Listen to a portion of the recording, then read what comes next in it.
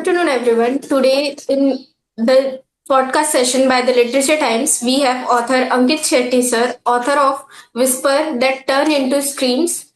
And, sir, this is your debut book. So, first, please give us a little introduction about yourself. Thank you, Sakshi. My name is Ankit Shetty, and I've been a fan of psychological horror for a very long time. I've written my first book called The Whispers That Turn Into Screams, and along with Astitva Prakashan, I've been able to bring it to light. Yes. So, sir, my first question would be what moment or idea first sparked the creation of whispers that turn into screams? Right. I've been a hobby writer all my life. I've been writing since I was in college. And in early 2016, I had started writing a small blog on Facebook called The Little Voice in My Head. And I used to write about day-to-day things, my observations on the traffic signal, etc. And I used to get like some appreciation and feedback from friends and family. That's when I'd written my first short story called Fear of the Dark. It's also part of this manuscript. And Yes. that received a lot of appreciation, and even from people who were not my friends.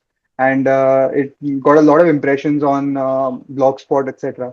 And that's when it really sparked that, psychological horror is something that I can write. And it being my favorite genre itself.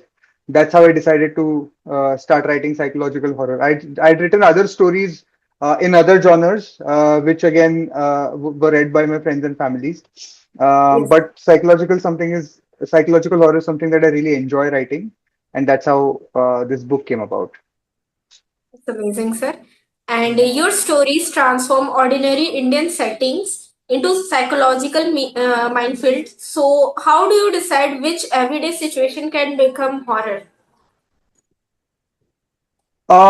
So actually, it's by observation. Actually, my general process is to keep my eyes open and just observe things around me. And if you're able to ask say a spooky question at a situation, I think that basically is a way you pick a situation. So, for example, if I'm driving with my family down the highway and I just see one single kid standing by the side of the road, Yes. you could just ask yourself, "Okay, is this kid even real?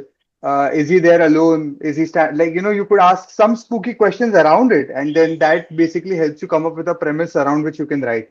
So Yes. it's a little bit of observation, a little bit of creative thinking, and I think that's how I pick the ideas that I write my short stories upon. That's great, sir. And this book focuses on slow burn dread rather than jump scares. So, why did you choose this style of horror?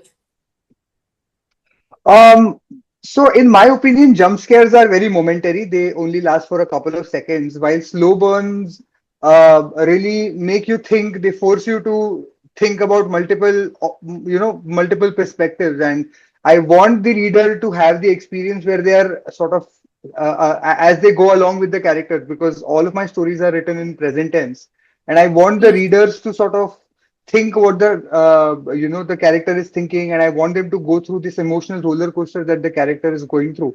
And that's the Yes. reason why I am writing slow burns instead of jump scares, because instead of I am trying to leave an emotional impression on the reader instead of giving them like just a moment of scare or a moment of jerk. I want the unease of reading a story to sort of stay with them for a little longer. Yes, sir. And many stories involve guilt, silence, and unresolved emotion. What draws you to this psychological theme? Um, S- guilt and unresolved emotions are something that all of us experience as human beings. I mean, you don't have to be a writer or you don't have to be anybody to sort of experience any of these emotions in isolation. I think guilt is something that you and I struggle with every day, or rather, we experience it on a day-to-day basis. And Yes. and then there are some things that happen to us as kids, and while we growing up, some incidents shape us as people, and then they are the ones that remain in our mind, no matter how Yes. many years ago. that incident may have happened, but it's still fresh in your mind whenever you think about it. And everybody has such emotions hidden in their heart. And I think the reason why I pick these emotions is for the reader to be able to connect to the character a little bit more closely, for them to able to Yes. relate with the tension, the fear, the dread that the character is going through. And Yes. yeah, it basically helps the reader empathize with the character a little bit while the story is unfolding both for the character and the reader simultaneously. That's really good, sir. And do you prefer to start with the ending of a story in mind, or do you discover it as you write? I'm sorry, could you please ask that question again? I lost you for a second. Do you prefer to start with the ending of a story in mind, or do you discover it as you write? So I exclusively start with the end first. So I work with two elements, the premise and the setup. The premise is the main idea that I want to communicate in the story, and the setup is again setup is malleable, so it can be anything. Then, if I have the right premise, my then all my energy goes into thinking that how do I arrive at this premise. So, for example, Yes. uh, if I had to give you an example, uh, uh, say a story where somebody with multiple personality disorders finds out that they have multiple personality disorder for the first time, like the movie Yes. Fight Club, right, where the Yes. character first time finds out that there is the Tyler Durden is himself. So that Yes. moment, that is the premise, that is the idea that I want to communicate. Now rest of the thought has to go in the setup as to how does this idea come across to the character, where do they learn it, do they learn it from somebody with whom they can accept it at face value, somebody who knows their stuff. Like, should a doctor be saying it to them? Should a police inspector be saying this to them? Like, though that Yes. is the setup. So I almost always start with the idea first. And once I have the idea and I really like the idea, then I spend energy in putting the setup. And then how do we place clues within the setup so that the reader can have that aha moment? Oh, I read this earlier, but I never connected that to the end. And I think that's my process, the setup first and then the idea, the setup first and then, I mean, premise first and the setup towards the premise. Okay, so that's good. My next question would be, were any of the stories inspired by real events or personal experience or conversation you have encountered, sir? Yeah, so the story that I mentioned earlier called Fear of the Dark, that is Yes. inspired by real events. It's a Yes. combination of my life as a bachelor in Bangalore and the things that I experienced in the first 2 or 3 days in the new flat that I lived in. And it also had a hint of some stories that I had heard as a child. So Yes. though that story basically inspired me to write my first short story, and after that, all stories have been non-related to my personal life. They have been they've been thought about as an idea, setup, and a premise. Yes, sir. And sir, how do you balance portraying cultural authenticity without feeding stereotype about superstition or fear? So my focus is not on the stereotype. My focus is on the idea that I'm trying to portray and the actions and experiences of the character itself.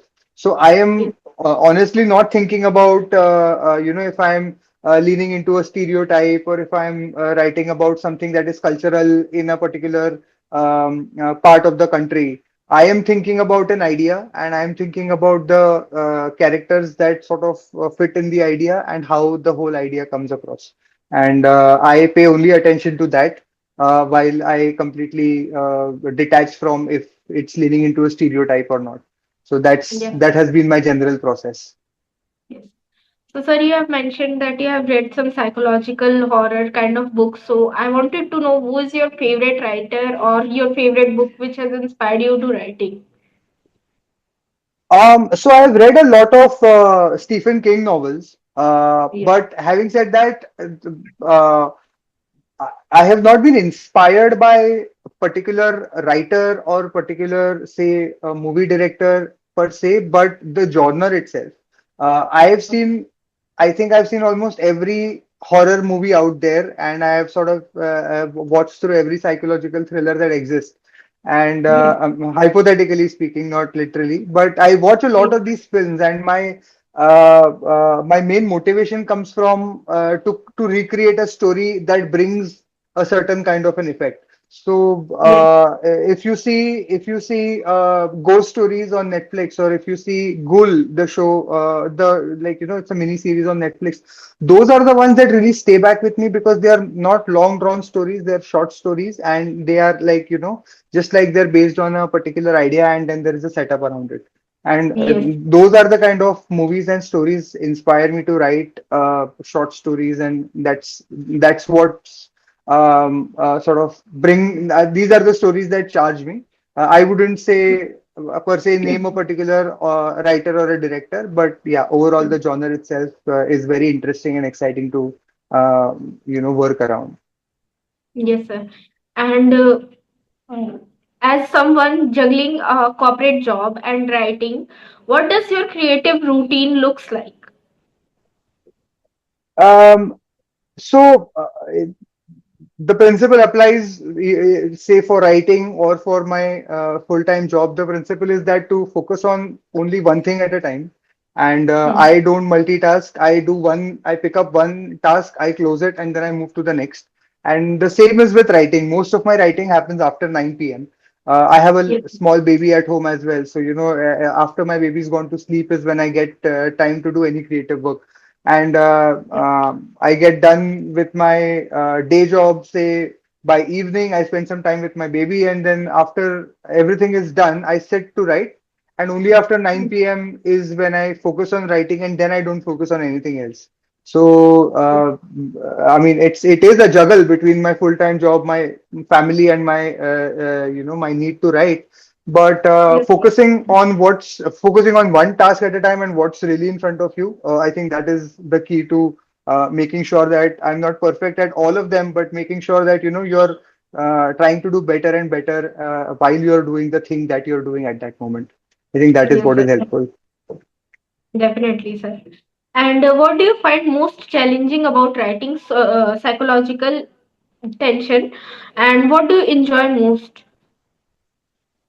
Um, So I think the most challenging part is while I write a story, I do leave some clues within the story. They have to be hidden in a way that when the big reveal happens, the reader should feel like of course, it was all in plain sight. And the most challenging part is to sort of position those elements which don't reveal any of the final twist while the reader is going through story, while the reader is going through the character's experience as day in the life experiences, and when the big reveal happens, to be able to connect to these experiences. So I think that is challenging. Showing restraint while writing is a challenge because you want to find the right balance between giving the information that the reader needs to understand the story while holding back specific things, letting the reader imagine some of the elements to basically decide what to write and what to sort of not write, and just hope that the reader is going to unpack this themselves. That is the challenging part. And the exciting part is the whole journey, the whole part where I have a process where the story first goes on the wall, on a whiteboard on a wall, then it goes in form of outlines on a Word doc, and then it goes then I write long form sentences to turn pointers into paragraphs, and to give dialogues to the characters. So that is the most exciting part, to take a story from an idea to the wall to the outline to the whole, the big edit. That is something that I really enjoy. Yeah, and the difficult part is to sort of decide what part to reveal, how to show restraint. Those are the ones that are really challenging. But yeah, the whole process is quite fun. And what do you hope readers feels or think when they finish the last page of your book? Um, I mean, I feel I feel this. I wish for the reader to feel excited that they read a story where they feel that they've not been able to predict what the end was going to be like. I hope they feel the things that the character is feeling while the story unfolds for the character and the reader together. So I think I want the I want the reader to feel the slight sense of unease that comes while reading psychological horrors, and that is what I hope. Because that's what I want to feel when I read one of these stories, and that's what I would hope a reader also experiences while they read these stories. Yes, sir. And which story in the collection was the hardest or most emotionally draining to write, and why? I think family therapy was the most challenging and emotionally draining to write. I wouldn't say emotionally draining, but it was quite nuanced. It was because of a fight that is it's based on a fight that's happening between a mother and a daughter, like a teenage daughter and her grown mother, and they're forced to see a family therapist because their fights are getting more and more aggressive. And to be able to think how a 15-year-old kid would think, like what would her challenges be, and how a single mother what are the what's the point of view of a single mother who's trying to protect her kid, because both characters are equally important for the story. They're both right, they're not wrong. And so to portray an issue where there are two opposing opinions on a matter, and both are right. And I think that was a challenging story to write. And it all happens in front of a therapist, and a therapist's point of view is also important, who tries to tries to empathize with the problem while bringing the core issue to the surface. So I think that was a difficult story to write, but it was also very challenging, and it was very exciting to sort of think through it, speak to a lot of friends to sort of see if this kind of conversation holds up. So yeah, I think family therapy is something that was a story that really took a long time to finish, and it was an emotionally charged one for me.